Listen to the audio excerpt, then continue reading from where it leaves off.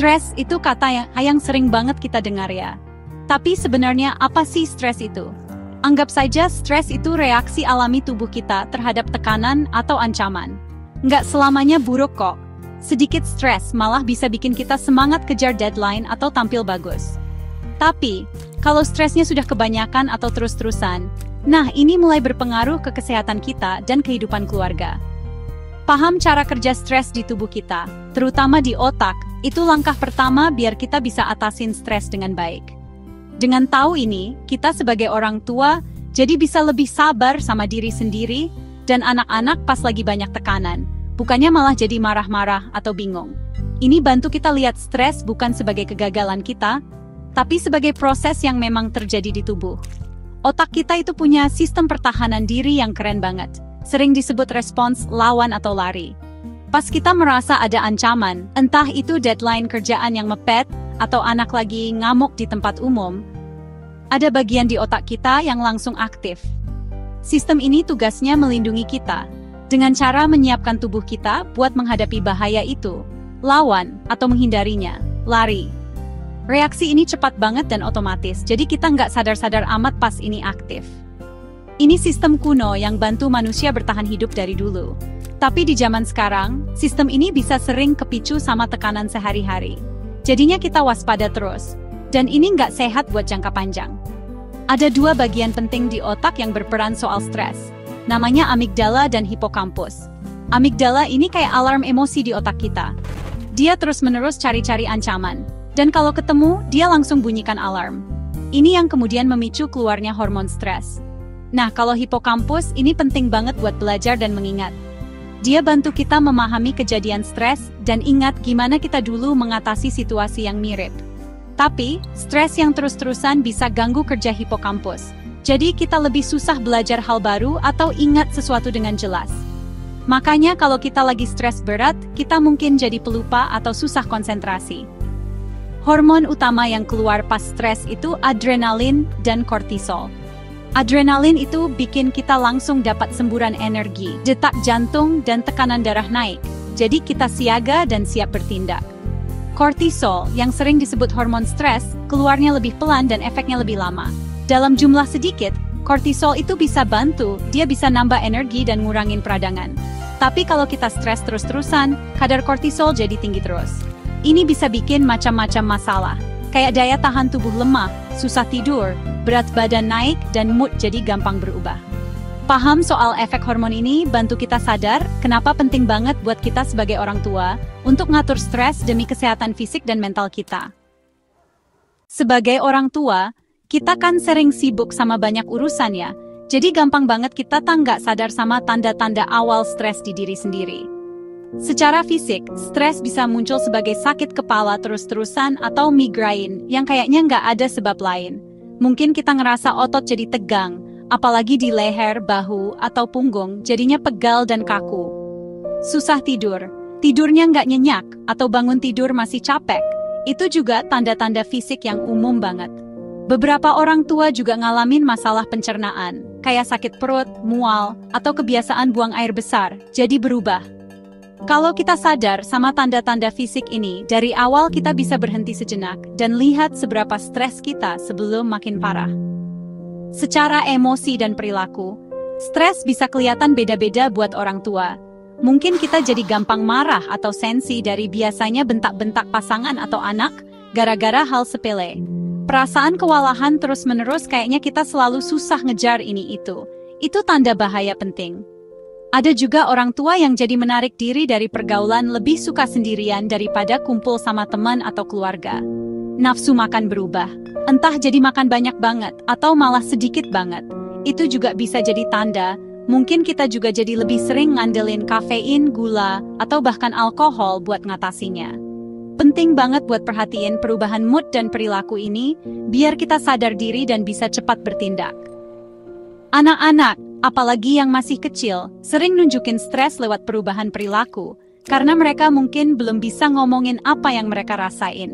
Mungkin kita lihat anak jadi lebih sering ngamuk, nangis heboh atau jadi bandel yang gak kayak biasanya. Ada anak yang jadi manja banget, minta ditemenin terus dan dipeluk-peluk. Kemunduran kemampuan yang sudah dikuasai, misalnya anak yang sudah bisa ke toilet sendiri, jadi ngompol lagi. Atau anak yang lebih besar, jadi ngomong kayak bayi lagi. Itu juga bisa jadi tanda mereka lagi stres. Penting buat kita hadapi perubahan perilaku ini dengan rasa ingin tahu dan sabar. Jangan langsung dimarahin, karena seringnya itu cara anak ngasih tahu kalau mereka lagi susah. Selain perubahan perilaku yang kelihatan jelas, anak yang stres juga bisa nunjukin tanda-tanda fisik atau emosi yang lebih halus.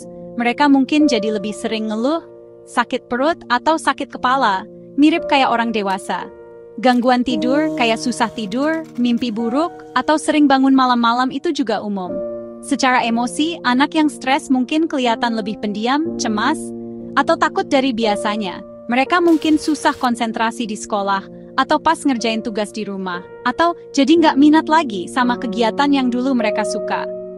Ada juga anak yang jadi lebih sensitif atau gampang nangis. Dengan merhatiin perubahan-perubahan kecil ini, kita jadi paham kalau anak kita mungkin butuh dukungan lebih dan suasana yang lebih tenang buat ngadepin perasaannya. Salah satu cara Tonggle 5 buat sarampu buat cegah stres di keluarga itu dengan bikin rutinitas yang konsisten dan bisa ditebak. Anak-anak, terutama, bakal nyaman banget kalau mereka tahu apa yang bakal terjadi. Jadwal yang teratur buat makan, tidur, bahkan main, bisa bikin semua orang merasa aman dan ngurangin cemas. Kalau anak tahu habis ini ngapain, mereka merasa lebih bisa ngontrol. Jadi bisa banget ngurangin drama atau ngamuk-ngamuk.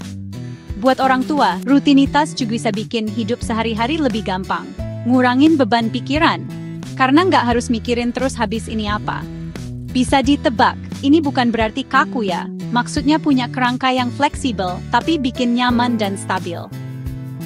Komunikasi yang terbuka dan jujur itu dasar penting buat keluarga yang gak banyak stres. Penting banget buat ciptain tempat yang aman, di mana semua anggota keluarga nyaman. Cerita soal perasaan, kekhawatiran, dan keberhasilan mereka tanpa takut dihakimi. Artinya, kita dengerin anak baik-baik, terima perasaan mereka walaupun kita nggak setuju sama pendapatnya. Dan kita sendiri juga contohin cara nunjukin emosi yang sehat. Ngobrol santai bareng keluarga secara rutin, mungkin pas makan malam atau sebelum tidur, bisa jadi kesempatan buat semua orang saling nyambung dan cerita. Kalau anak merasa didengar dan dimengerti, mereka nggak akan nunjukin stresnya dengan cara yang aneh-aneh. Dan lebih mungkin datang kita buat minta dukungan. Ini bikin hubungan orang tua anak makin kuat. Lingkungan fisik rumah kita itu punya peran besar loh buat tingkat stres keluarga secara keseluruhan. Rumah yang berantakan, nggak rapi, atau terlalu banyak barang, bisa bikin suasana jadi kacau dan bikin pusing. Coba deh ciptain ruangan yang menenangkan dan bikin betah.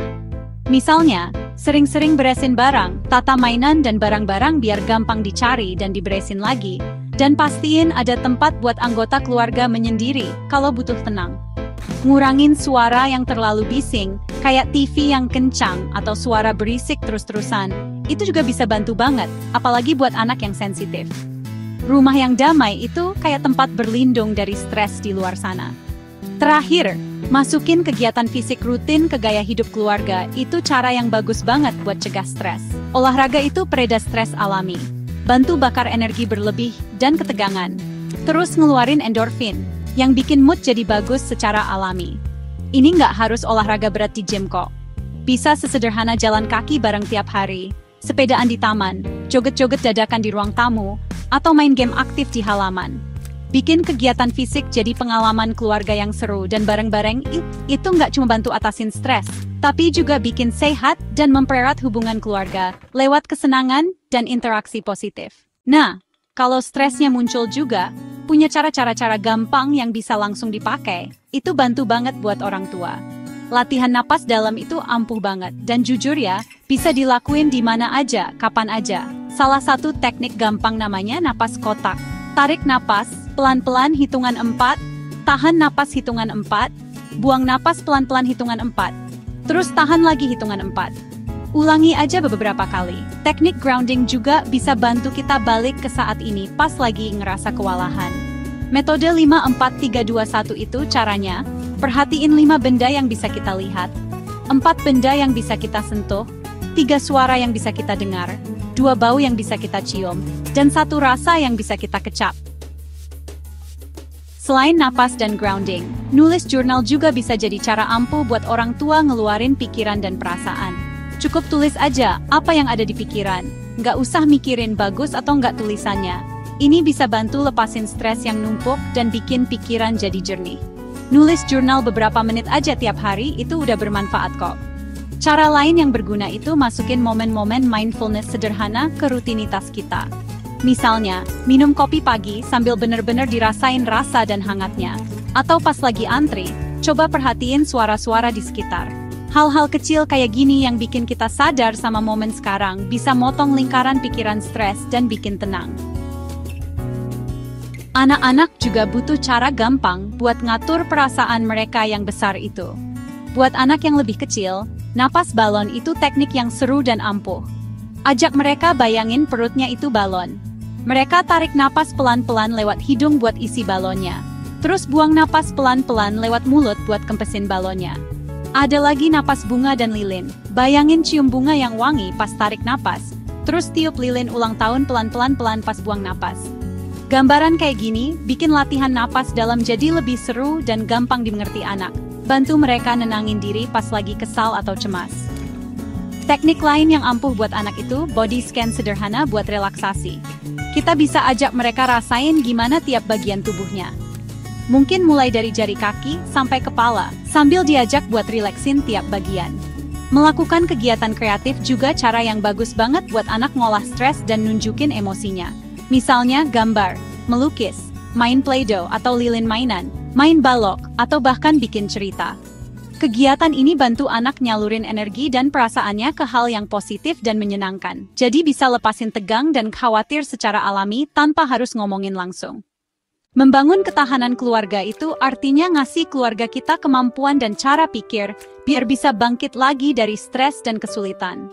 Ngatur waktu yang baik itu penting banget buat ngurangin perasaan dikejar-kejar dan kewalahan terus.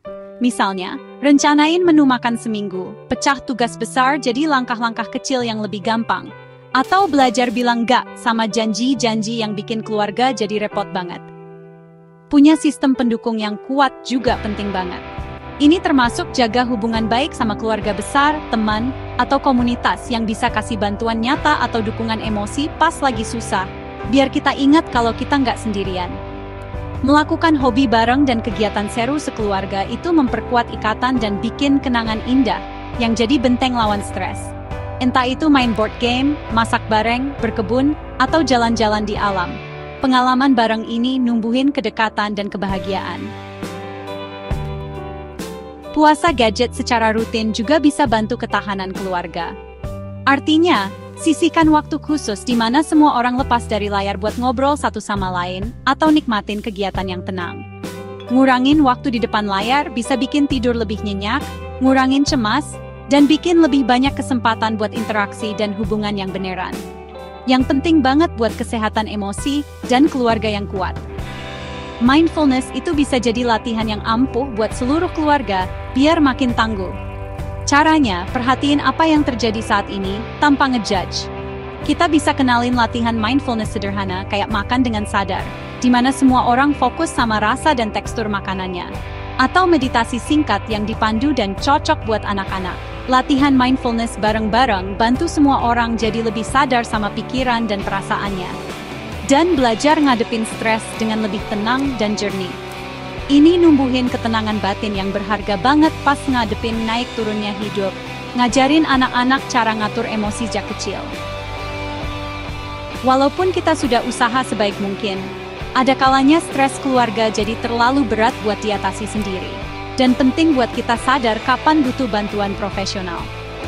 Kalau gejala stres di salah satu anggota keluarga nggak hilang-hilang dan ganggu banget kehidupan sehari-hari, hubungan, kerjaan, atau sekolah, itu tandanya butuh bantuan. Kalau kita lihat ada perubahan perilaku yang drastis, sedih atau cemas yang lama banget, ada omongan mau nyakitin diri sendiri. Atau kalau kita sendiri ngerasa kewalahan dan bingung gimana cara ngatasinya, hubungi dokter, terapis, atau konselor itu tanda kita kuat loh. Ingat ya, jaga kesehatan mental keluarga itu sama pentingnya kayak jaga kesehatan fisik. Ajakan saya hari ini, coba pilih satu aja tips dari sini dan dicoba. Perubahan kecil bisa bikin perbedaan besar loh.